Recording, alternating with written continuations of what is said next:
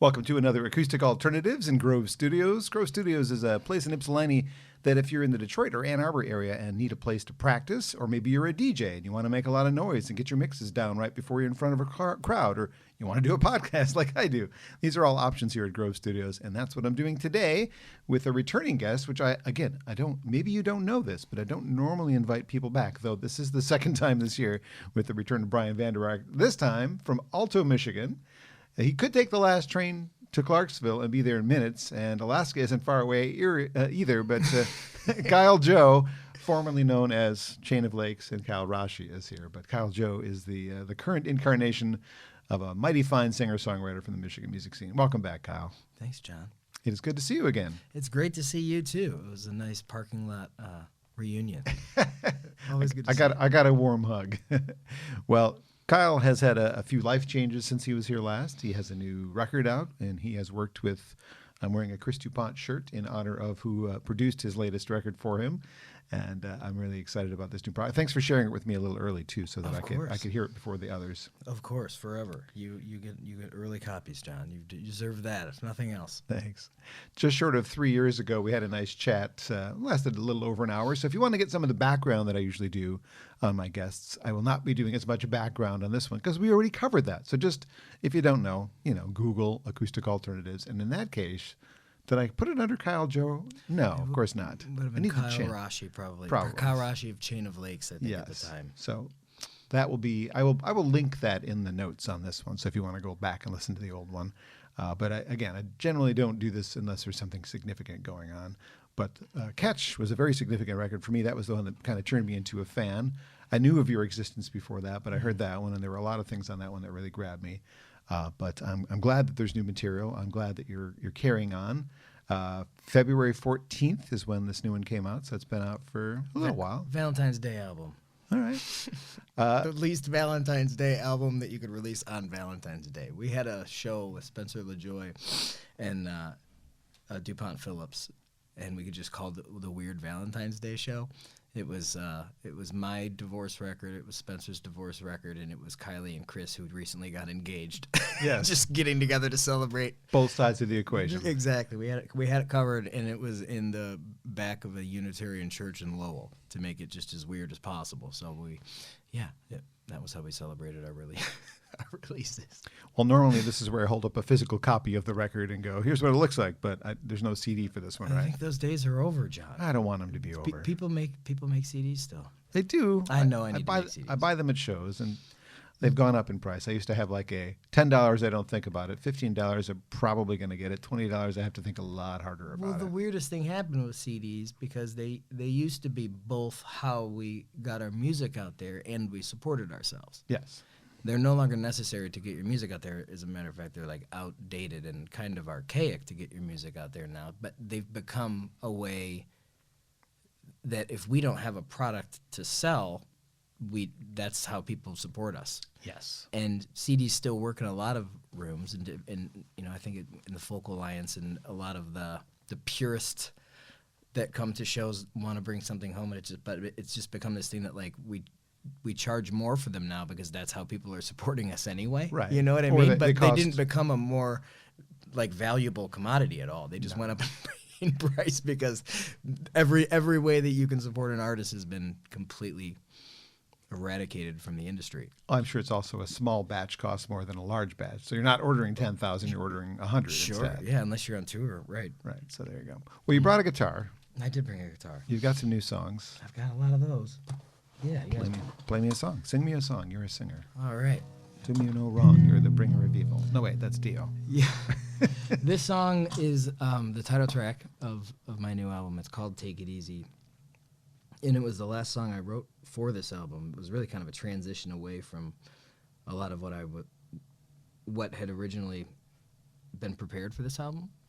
And this song came about just sitting and kind of realizing a moment after a lot of it was been a big year, a lot of hardship and stuff like that, but I was just kind of sitting there noticing that like right then and there I was okay. Like everything was fine. And just like learning how to like breathe into those moments. Yeah, and this song came out, so it is a duet on the album with Kylie Phillips. But I'm going to do my best Kylie Phillips impression.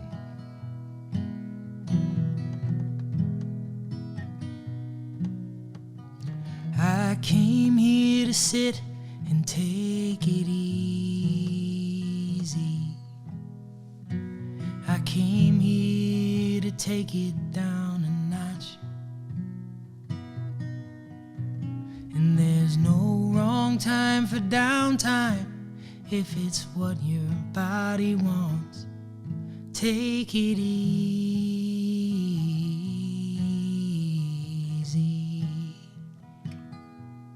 Take it easy.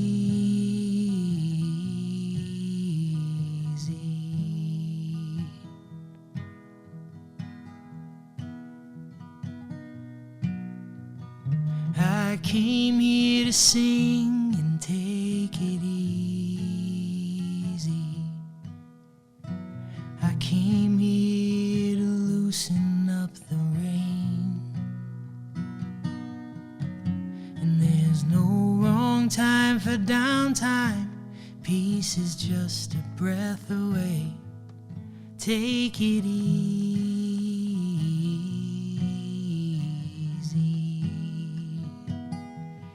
Take it easy.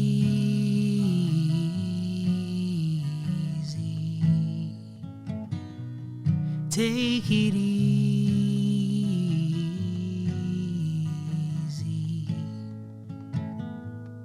Take it easy.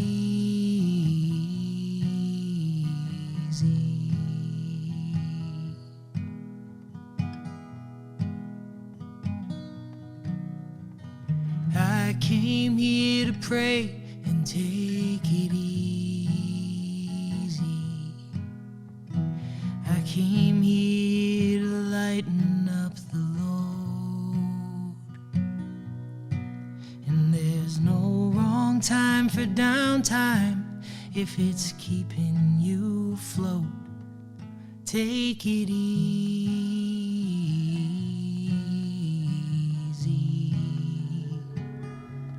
Take it easy.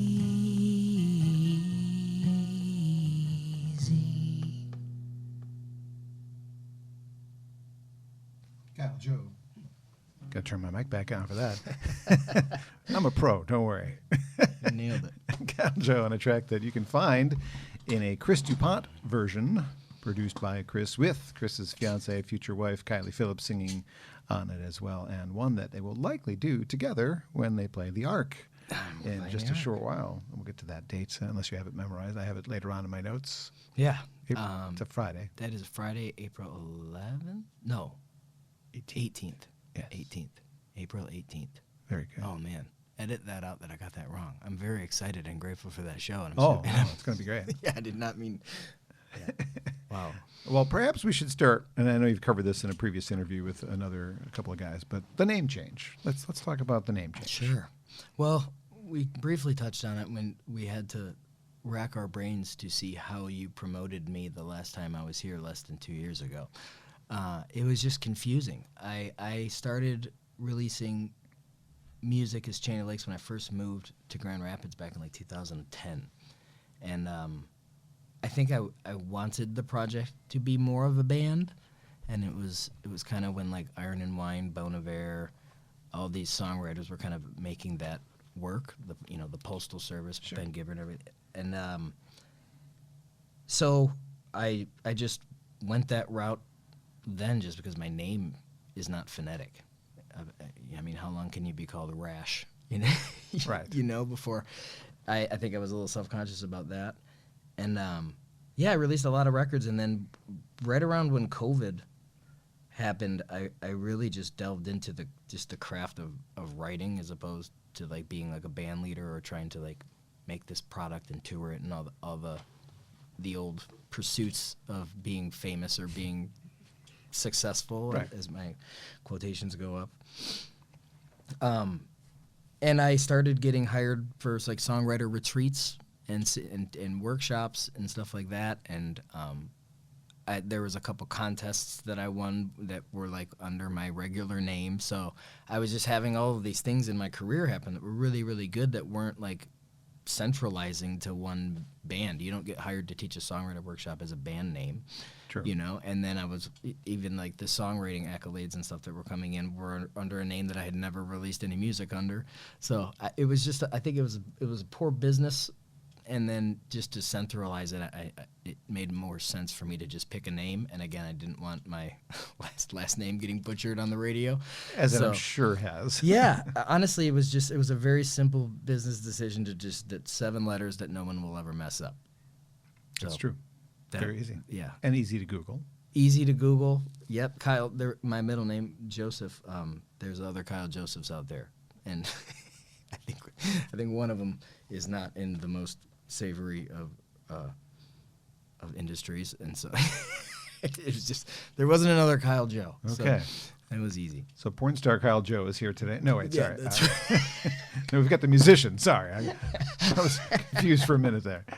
No one's getting confused. Okay. With that, I promise. But it didn't need to be Googleable. Okay. Well, you don't have to dig too deep into this if it's an uncomfortable thing. But significantly at home, you've also been through a life change. Yeah. A lot of changes on that front too, and just forging ahead, kind of rearranging the family a little bit, and big emotional stuff for sure that have made the creative pursuits like more important to me personally. I think as a therapy and as a place to go that's familiar, and also like really beautifully just kind of made a lot of like the validity and the validation experiment of going out and trying to find that elsewhere. It's kind of eliminated that from my life and kind of distilled it down to like what's important with my daughters and my wife, and just making sure that everything's good at home. But yeah, big changes for sure. A lot of the songs from your past, because you write about things that happened to you, and they might be about her. Are those songs? Sure. Are those songs that you can't sing anymore, or do you kind of detach yourself and say, well, somebody else has probably assigned a different human to this song?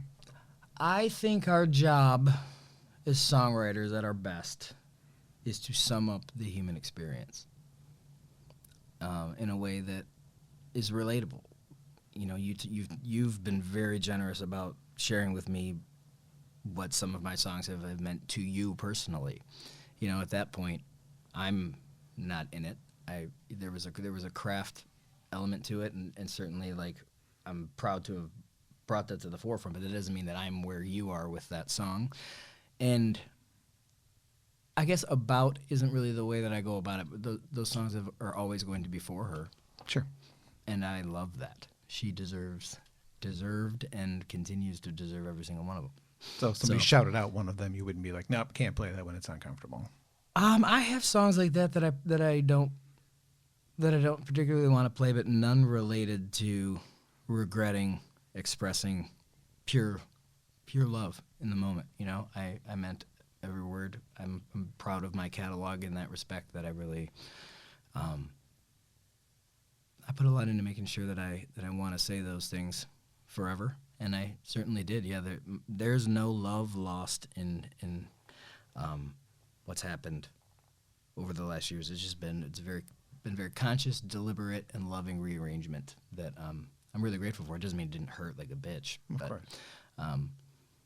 Yeah, I need to learn how to regulate my nervous system and be at my best when I'm hurting too. So a lot of lessons this year, John. I don't think that's unique, though. I think, again, that's our job as songwriters, is to just find those lessons or those moments and put them in a package that can be shared and observed and absorbed. Well, something really cool has happened as well in the last year. You got to tour with a favorite of mine, David Wilcox. Oh, man. Tell me about that. That week of my life was, it was really special. It was really special.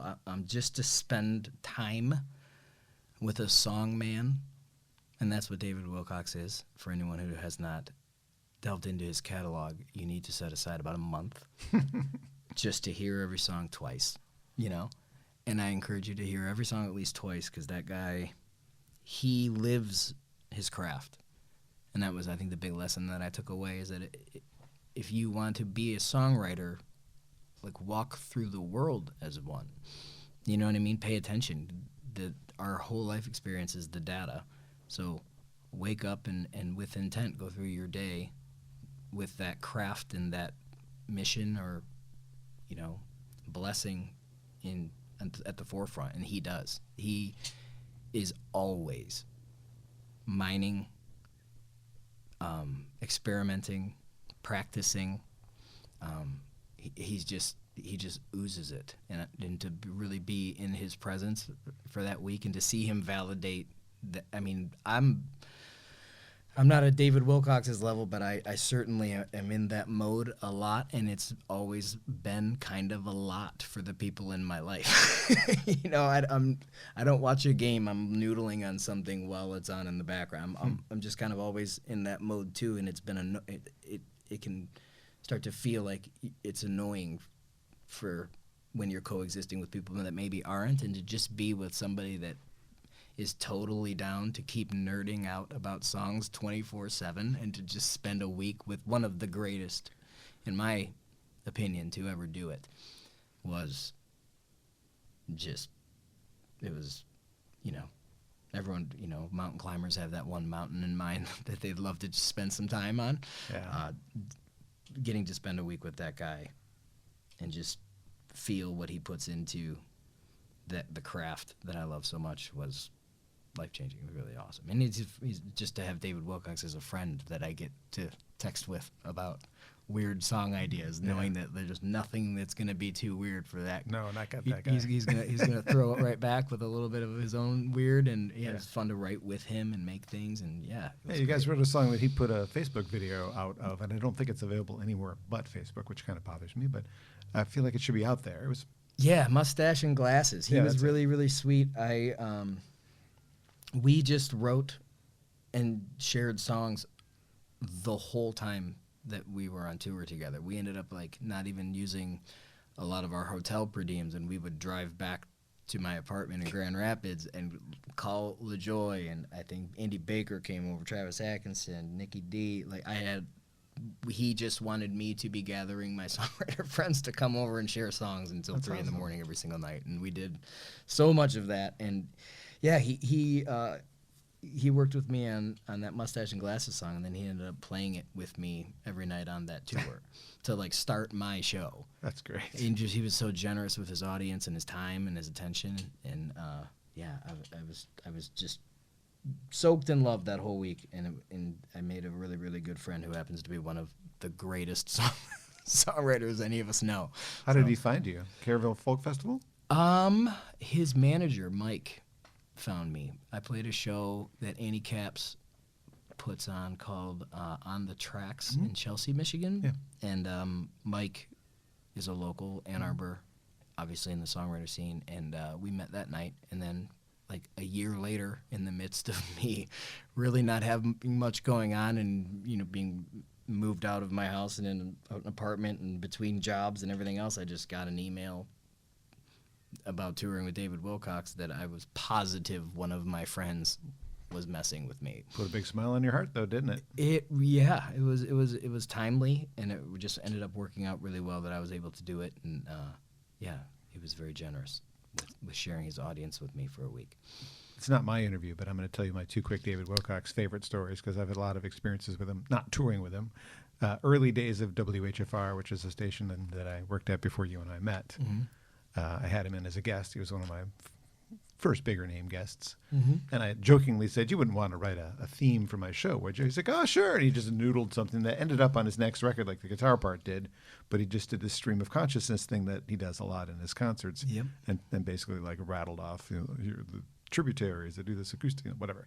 And I used it every week for 10 years after that. Yeah. And then the next, several years later when I'm working at the station in Ann Arbor that I worked at for 15 years, I had him there, and I said, hey, would you like to do an ID for my show so I can play it before your song? He's like, oh, sure.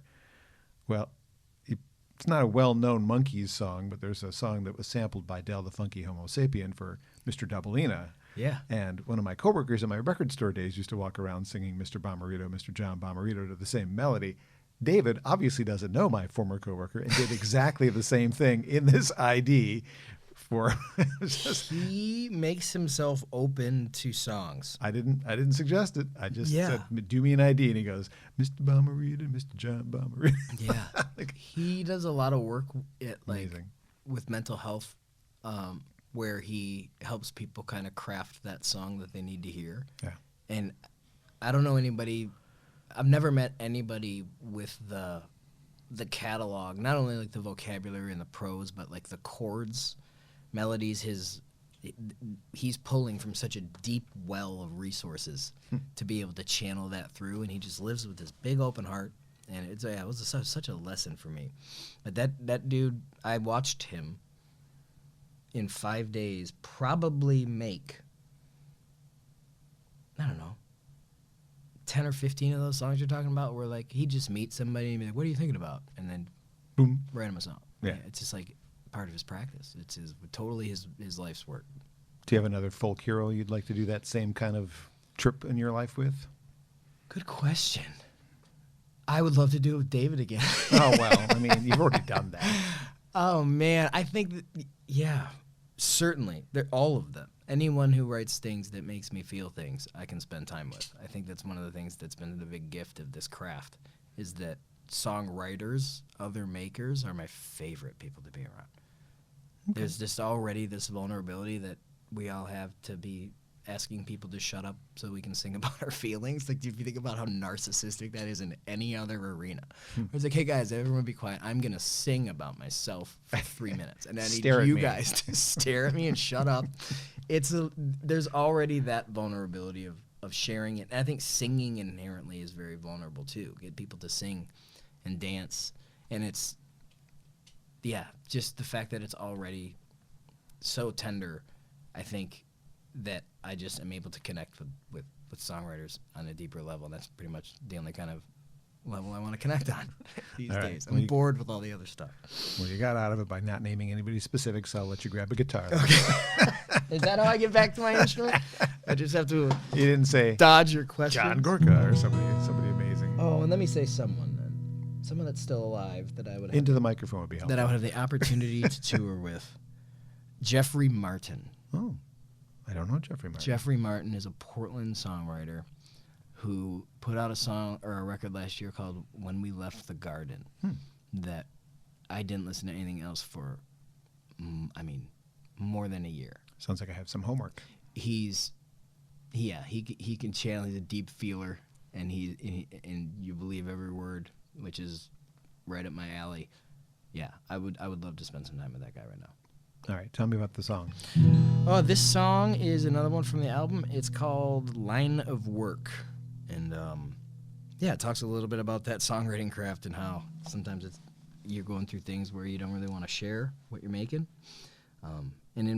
This is the first time in my creative life where I was feeling like I was making things that might hurt feelings that I really cared about and loved, and that's not a great relationship with your art when you're having to protect your favorite people from it. So this came out of it, and I'm grateful for that. So, yep, it's called "Line of Work."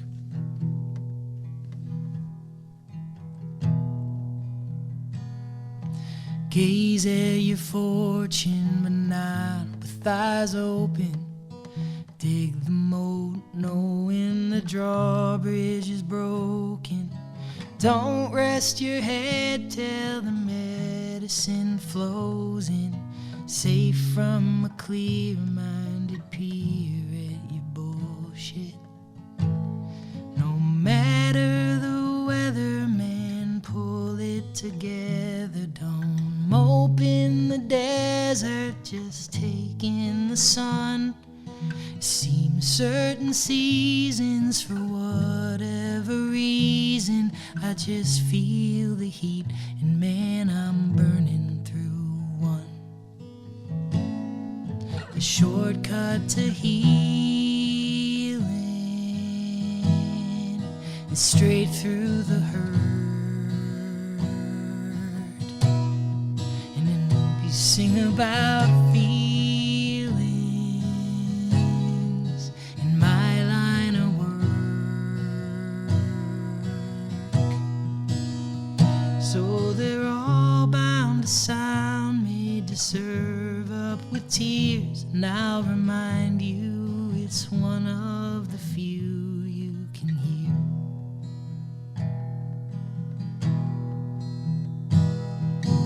My Irish roots mixed with lack of composure to produce this bona fide guaranteed ghoster.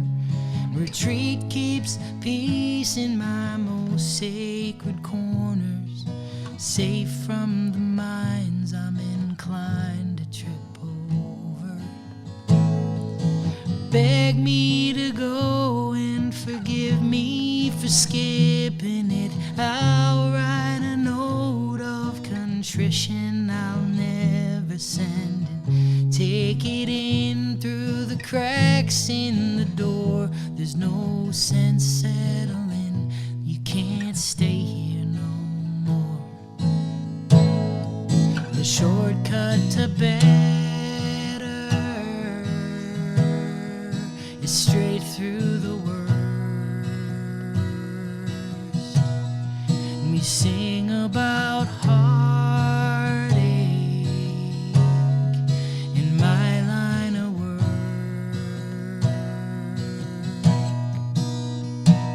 So they're all bound to sound like some darkness to shroud, and I'll remind you most songs I don't dare sing out loud. Grief leaves a heart heavy beyond belief, and in my line of work we wear ours on our sleeves. Nests that our team in can still feel alone when the songs that come flowing hit too close to home.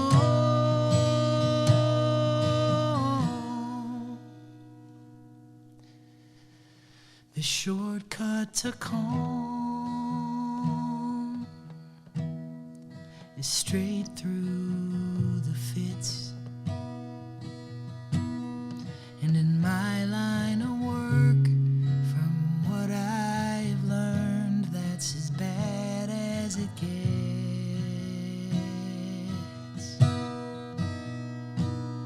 So with heart wide open to what might fall through, I sure hope a song shows we can both listen to.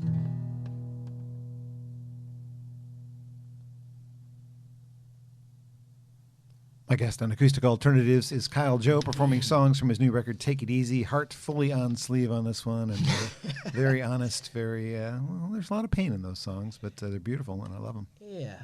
Thanks for doing that. Thanks.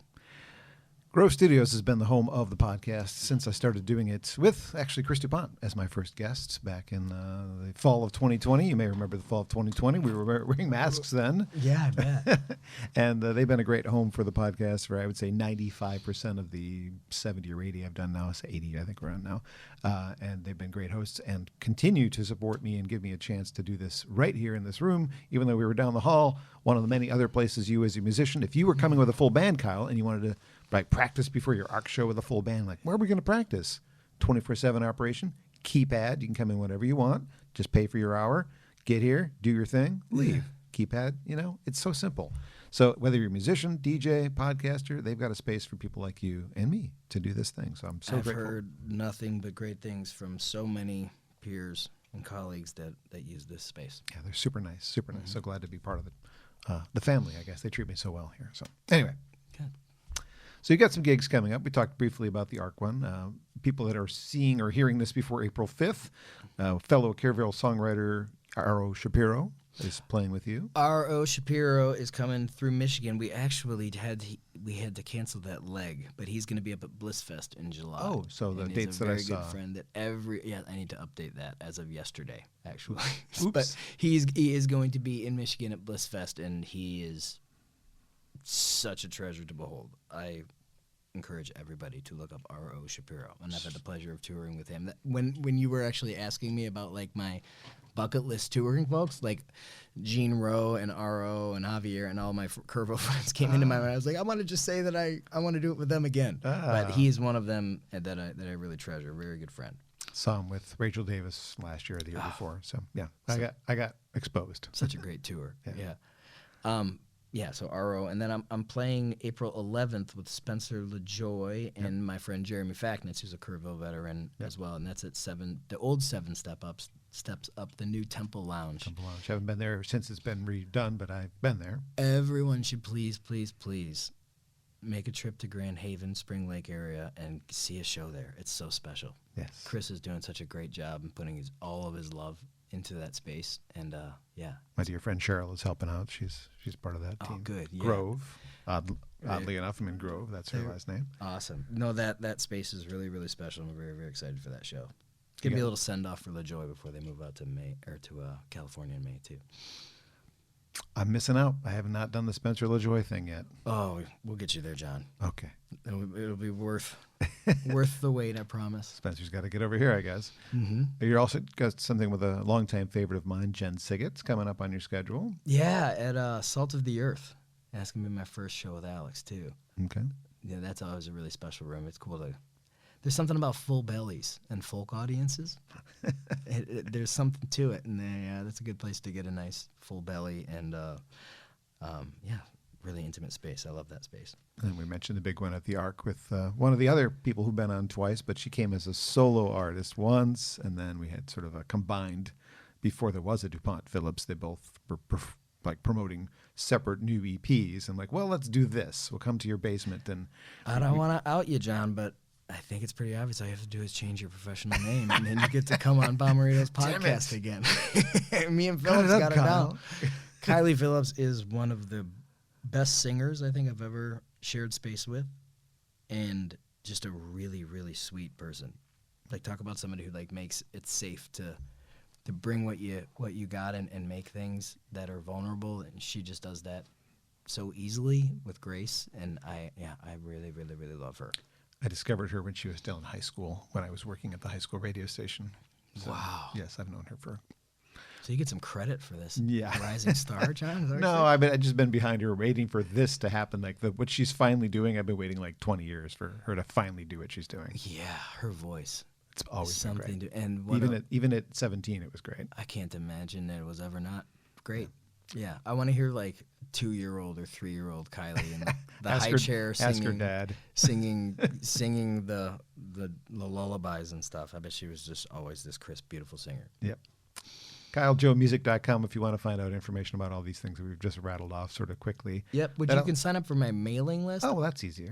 I might as well announce if people don't know or cannot find my stuff, it's because I don't do a lot of the social media stuff. So, but my email list is a great way to stay up to date, and I promise I usually forget to even do my monthly email list. You will not get a lot of emails from Kyle Joe. You should do it when you have a show coming up. I have one on deck. Yeah, I need to get one out, but it's not one of those email lists where you're ever going to get anything from anyone else or too many from me. Yeah, I don't. But it is a way to stay in touch.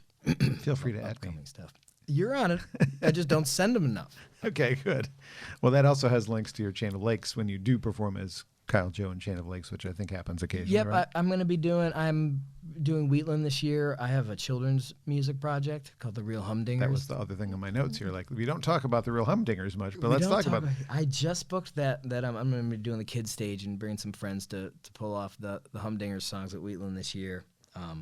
So yeah, that was another reason that the name change made sense. When I have a band, I can play as Kyle Joe and Chain of Lakes. When I'm doing the kids' music, I can do Kyle Joe and the Real Humdingers. When I'm doing the songwriter workshops, it can be Kyle Joe or the solo gigs. Yeah, solo gigs and stuff, which are mostly of what I'm doing. But yeah, so I've got some. I'm excited to kind of have the full spectrum of all. Yeah. Where my brain is all the time, kind of getting. I get to dip into each of those this summer a little bit. So. The many worlds of Kyle Joe. Many worlds. Brought to you by.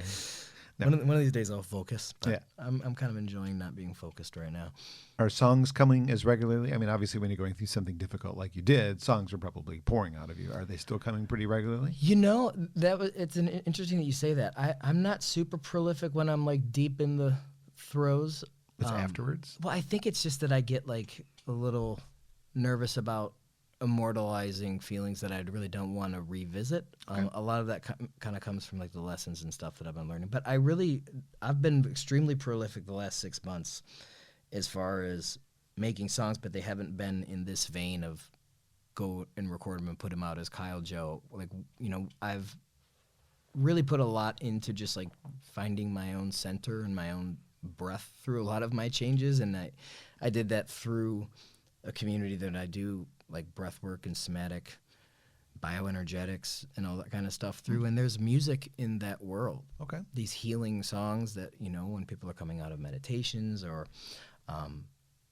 just different functions, these almost like kirtan kind of stuff that are just really healing, and I've found a space where you can make music that's not so much representing how great you are at being sad, but like maybe that lesson that you learned in the depths of your sadness that may have helped, and It'll help somebody else. and it helps somebody else. Yeah, and so I've been making music with those friends. We're doing a record. That the collective is called the Vital Hive. So I've written probably like 3 or 4 albums worth of those kinds of songs, but I don't know like what to do with them. That's a lot of music. We have one on deck right now that we just finished. It's 13 tracks. It's with a songwriter named Micah McLaughlin, who used to play in a band called the Mute Flutes, which are great if anyone wants to do a 90s, early 2000 deep dive into a great songwriter and performer. And my friend Matu Etienne is in that group as well. And yeah, we've been making a ton of music. It's just in a kind of a different world, and we're releasing and touring isn't really. It's more like hosting song circles and stuff. Like we just hosted a big equinox celebration, and just like singing spring in and celebrating the changing of the seasons and everything else, and just that kind of world. So I've been making a ton of music, but it hasn't been how I've ever done it before. So. Well, I know we talked about this last time. You're in a songwriters group, and you guys kind of share ideas and give feedback on each other's songs. Yep, I haven't done that since I left Facebook a couple years ago, though. Really? Yeah. So this new kind of like the song circles and stuff has kind of been my intimate community that I'm interacting with more, because the social media stuff just doesn't work for me. Okay. And I have no judgment against anybody that does, but it's just not. It doesn't get Kyle in his healthiest space, and it's with all the world has a lot of stuff that you can focus on that's not positive. And while I fully honor the privilege that I have to not pay attention to all of it, it's just not healthy for me. I work for an NPR station. I can't ignore it. Exactly, and I'm so grateful for you and the people that get good good solid, supported, accurate information to the masses. And fact-based journalism. Yeah, and if I had any confidence that my feed was getting any of that, I think maybe I'd pay a little bit more attention to it. But it's just not my bag. Well, I was going to ask a question. I guess we'll go back to when you were part of that songwriter group. Yeah. You guys gave feedback to each other on your own songs. Did you ever consider taking in fan feedback on those songs? I'm pretty envious of a lot of Spencer LaJoy, one of my dearest friends in the world, and they offer their songs up to like their Patreon community. Okay. In their infancy, the baby songs we call them. And I think that they've gotten a lot of really cool support and love and feedback and conversations around that. So I'm pretty open about like I had like 2 or 3 years where I played the song I was working on at every show, just to kind of see how they landed and stuff. Yeah, and that is a special space in the infancy of a project or a song. But yeah, I would have to get online, and I just don't. It's not a real place. It's not a real place, so I'd like to stay in the real place that I'm living. Okay. Have you got a ton of unfinished songs? Do you have like a notebook or a phone memos of? Yeah, I was just I got a new computer, and I was syncing my notes up to the computer, and like just like 3 or 4 really old notes came to the top for some reason, and I was like, oh wow. And so I just did like a little scroll, and there's 600 or 700 little note files, and then I have the audio things.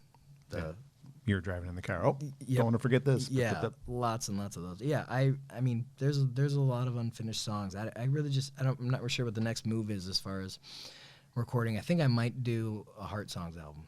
just of those more meditative stuff. And if I do, it'll be with Chris.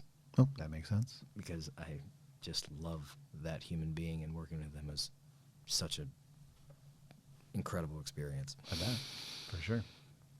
All right, think about this more from the I could pull this off as opposed to it's my favorite album. If you would do an album from start to finish and maybe record it or maybe just do a live show, you decide on that when you answer. But like if there is an album that you think you could do justice to, what album would that be?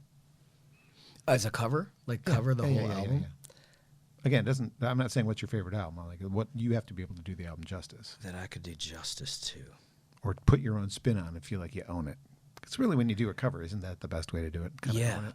I love finding songs in a very specific genre where like the presentation of the song, either be the instrumentation or the production or the style of like singing is very at the forefront, but discovering that like that song at its bones is like a really, really good song. And I have really discovered that with Billy Joe Armstrong's writing. Okay. From you Green Day. You mentioned him in the last interview. I love playing those songs stripped down. So I think I could do like a pretty great cover of Dookie or something like That'd that. be fun. I mean, they might. Not that you necessarily want to be like the guy known for doing that, but that might open a door to get you more attention. I'd love to be the guy known for doing that. I love those songs, and I just meant you want to get known for writing your own songs. Sure. Too. I mean, you don't want to become a national touring artist if that's even in your sights because you did a covers album. But sure, sometimes that opens the door to somebody finding out about the other stuff you've done. That's what I'm saying. But I really, that's funny. Did I really bring up Billy Joe Armstrong in the last two? You did, yeah. In fact, Rick, one of the owners of the studio, commented on like, "Oh, I love Billy Joe's writing as well." So if you look at like the Facebook video for what we did, or not the Facebook, the YouTube video, it would say, Rick saying. I would do something with those old songs, or maybe like a great hip hop artist that I think just really uses words well to try to like repurpose those into another style, just to highlight the great writing. Because I just like good poetry, good poets, Well, Take It Easy is your latest collection of poetry put to music. Mm-hmm. What song would you like to do now? I will do, if I could retune for a second, I could can do retune. one. We'll just drop in a quick mention of Grove Studios again for being great hosts and a spot that folks who live in the Ann Arbor or Detroit area can use as a place to practice. So thanks to Rick and the crew here. Tell me a story about the song while you're tuning in. If you So could do this it. song is called Knots, and I've got those on my shoulder. yeah. I do. Well, maybe this song will help a little bit. I was sitting with a friend at one of our kind of meditation breathwork retreats, and there was a tree jutting out from the tree line, like right over a hot tub. And my friend, his name's Eli, is a tree excavator's arborist. So knows everything there is to know about trees and plants. And I was mentioning to him, looks like you got some work cut out for you here. Like, you might have some business taking down that tree. And he looked at it and he was like, that's the strongest tree in the entire tree line. What are you talking about? And I was like, say more about that. And he was explaining that those trees that have to grow sideways, if you will, and hold a difficult pose to get sunlight, to get their photosynthesis, are the ones that are the strongest. Much like human beings that have to, like you get strong by pushing weight and resistance, right? And he pointed out, like, if you look at like overhead footage after like a tornado has decimated like a grove of trees and you see like a few mangled trees still standing, I think in my like childhood brain I thought like, oh man, the storm mangled those trees. No, those were the ones that had to fight for photosynthesis to hold themselves so weird that they were impervious to the wind. Wow. I've been scienced already. Yeah. And when you think about like the biosphere, I don't know if you're familiar with those huge bubbles that they made to simulate ecosystems inside, and they actually grow whole ecosystems. Well, in the biosphere, after like a year or two, there were these like 25-foot high thriving trees toppling over.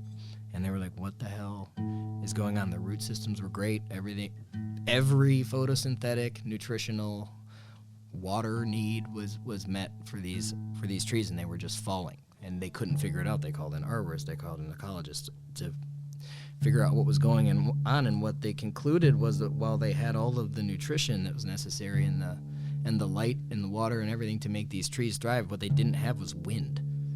So they fell under their own healthy weight. Wow. And that is a long intro during a longer tuning to introduce this song. So this song is called Knots. I've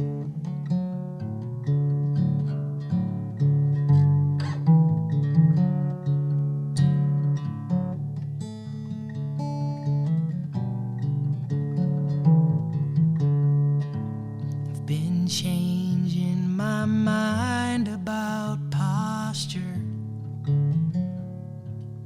We're all growing toward our moment in the sun,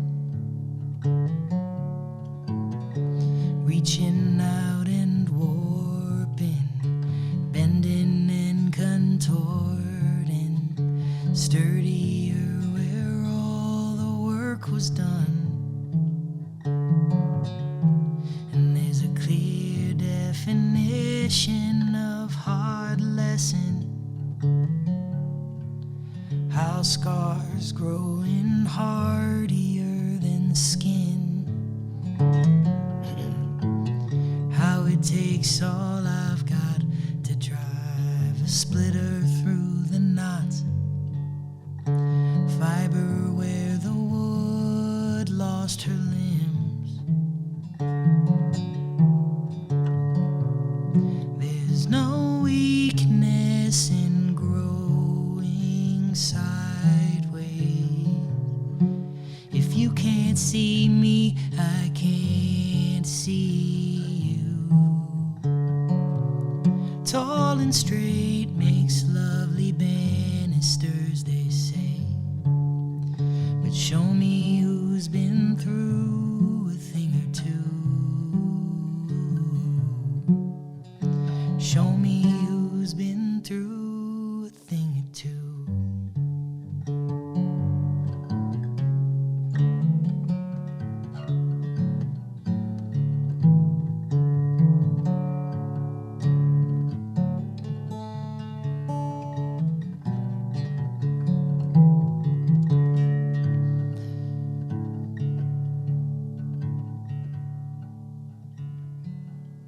Old wounds become tattoos of perspective. In pain, the great teacher never rests. And love is on a mission, and grief is the resistance, as this old heart of Darn's can attest. There's no weakness in growing sideways. If you can't see me, I can't see you. Tall and straight makes lovely banisters, they say. Still stand up, turn and face.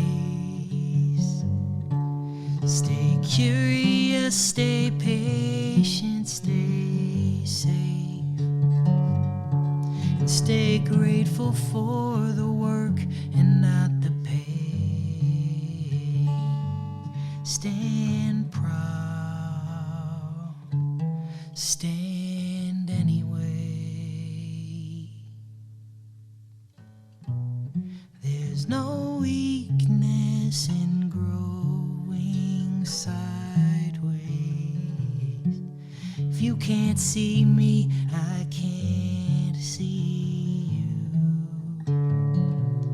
Tall and straight makes lovely banisters, they say. But show me who's been through a thing or two. Show me who's been through a thing or two.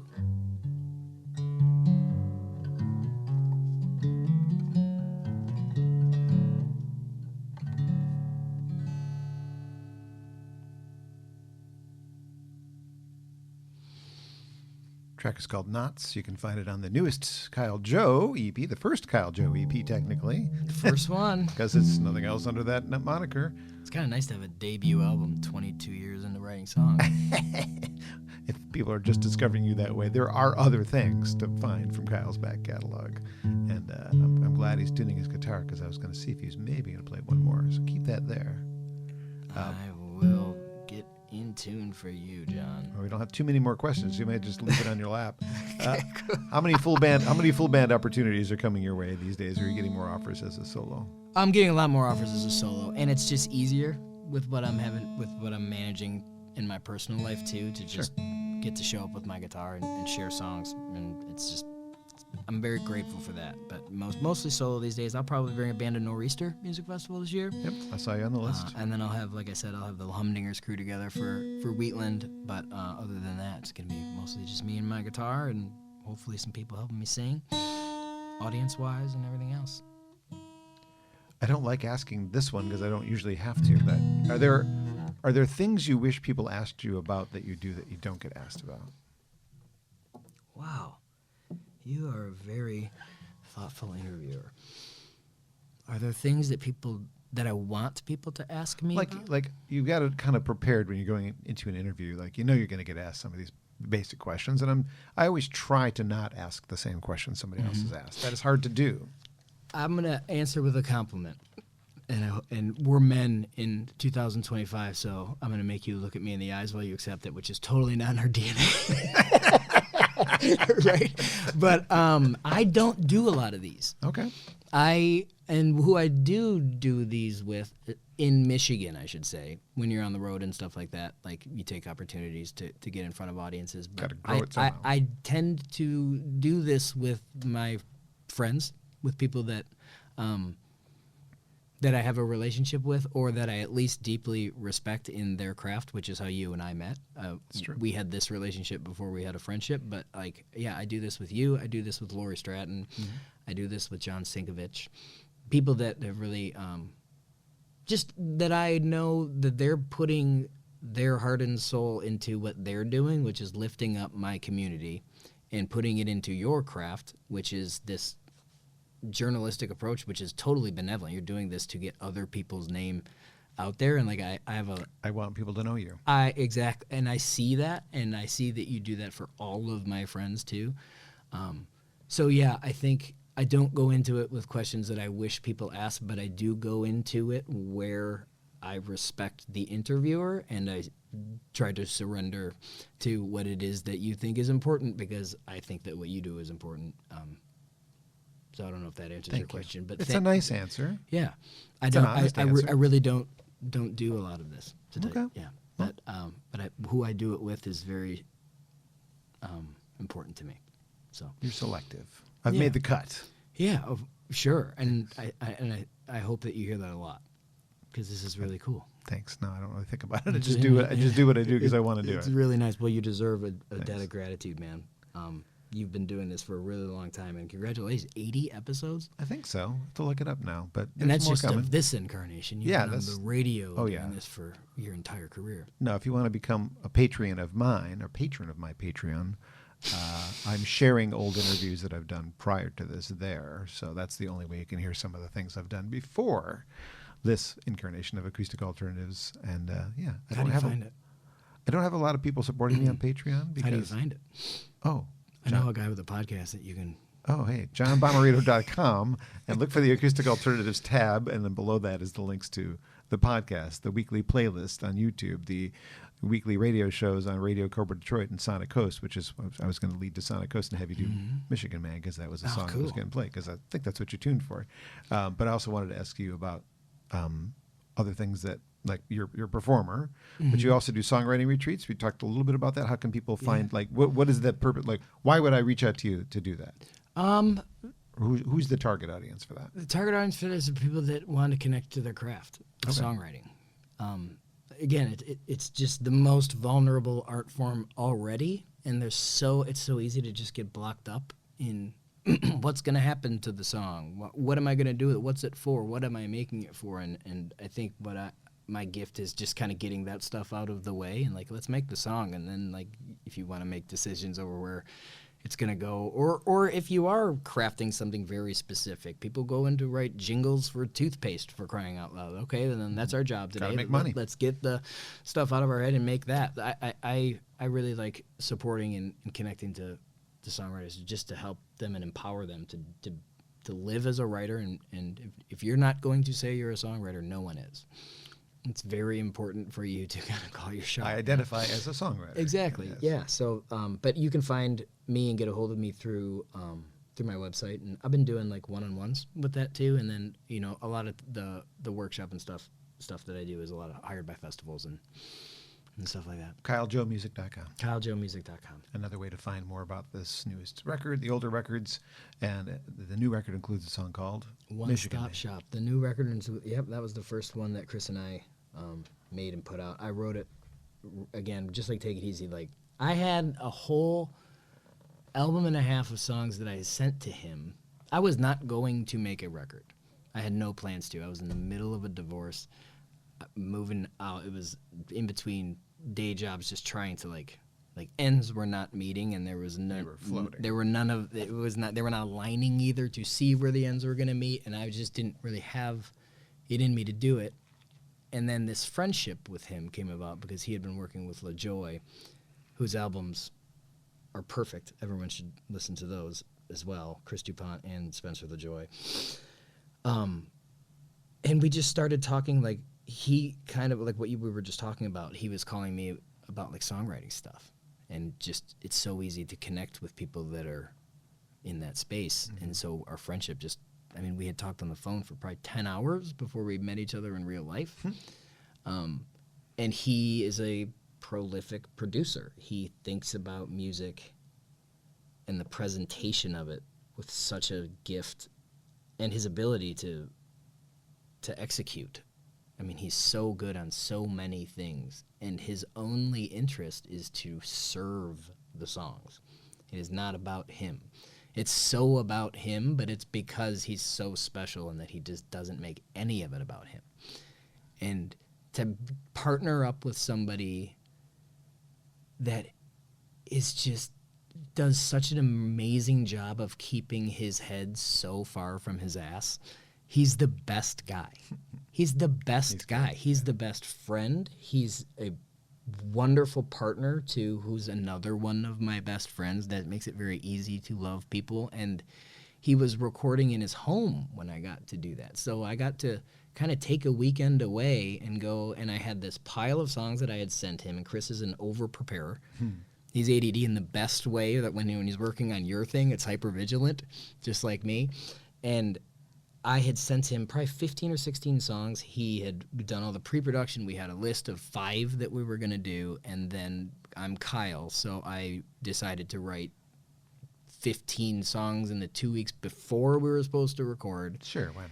And I'm also Kyle, so I didn't say anything to him because I don't take any space for myself. And I showed up and was just like playing Michigan Man on his couch, like tuning my guitar to record his other ones. And he's just like, "What's that?" I'm like, "Oh, I have a bunch of new ones, another project." And he's like, "Well, what are you excited about now?"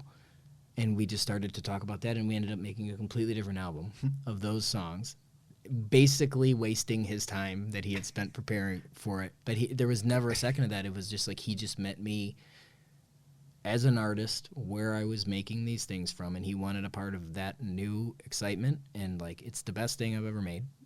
Not because of me, because of Chris. I think he is masterful. Yes, he's just a treasure. Yeah, I'm like, I don't know how to exude the gratitude I have that I even have this album made. Is totally his fault. Yes. Yeah. Well, what about the songs you were gonna do? What happened to those songs? I don't know. Nothing yet. They're still out there. They're still there. Okay. Yeah, we talked about it before. I'm not in this to collect songs. I'm in this to like make them. So I have a weird relationship with like stuff that's finished that it's just there, you know? Yeah. They're immortalized. I've gotten talked into like making sure that like I have them. They're in notes files on the cloud now. Okay. But yeah, I don't know. Maybe If you do a Patreon page, maybe those are some of the rewards. People can hear those songs exclusively there. that would be a cool. There you go. Yeah, I just need someone to run a Patreon page for me. Okay, that's true. You're not a social media guy. Huh? Well, I'm not an admin guy. Yeah. Well, maybe I can Talk help to you. every boss I've ever had about I expense can help reports. you. All right, Michigan Man, do it. Yeah, cool. This song came right as I was getting ready to go into the studio. I was on a friend's land who had let me come in and stay there for a while and really just like connect to the earth and to myself, and just he has this cabin on this beautiful spot. And one of my very special teachers in my life had been talking to me about being like of somewhere and from somewhere, and like what that means, and like, do you know what the birds' songs are that live in your yard, like your physical neighbors? Do they know your song, the plants and everything else, and just kind of like what it means to be of somewhere. And I wrote this, and I recorded kind of like a rock version with Chris that I really, really, really, really love. But there are 2 other verses to this song that are not on the album that are going to actually be on that Vital Hive album. I guess I'll play the full version for you. This will be the world debut of the full Michigan Man. Only on Acoustic Alternatives with John Bommarito, where you can also find a catalog of old interviews if you follow him on Patreon.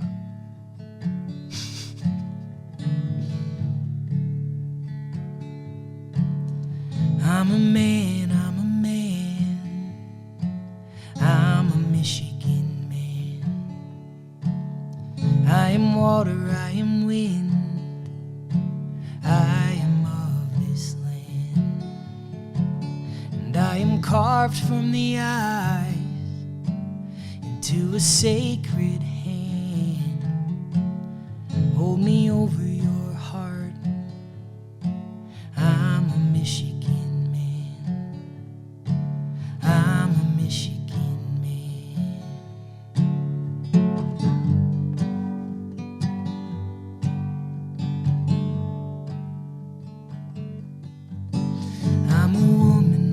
Land.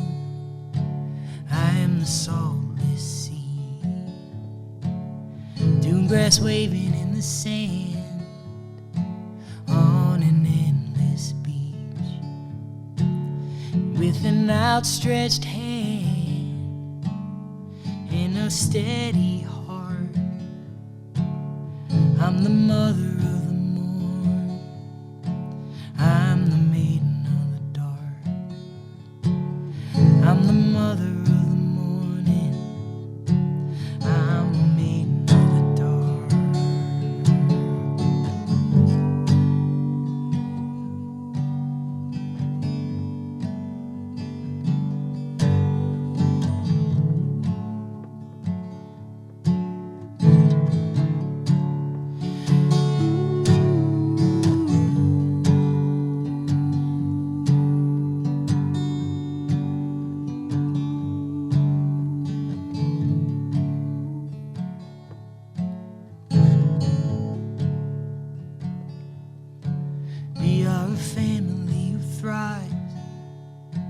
We are the Michigan tribe. We're the siblings of the streams. We are the buzzing hive. We're the seasons change. We're the choices that grow. With the water on our side and each other to hold.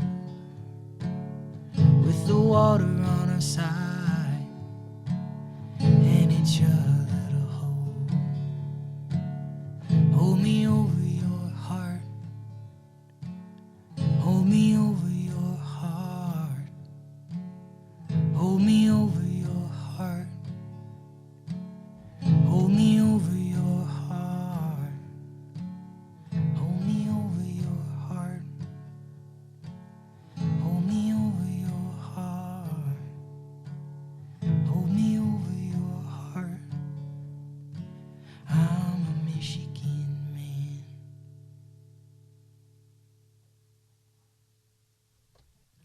Michigan's finest men. Kyle Joe here doing songs from Take It Easy, his latest release, KyleJoeMusic.com. One final question. Favorite places to play outside of Michigan?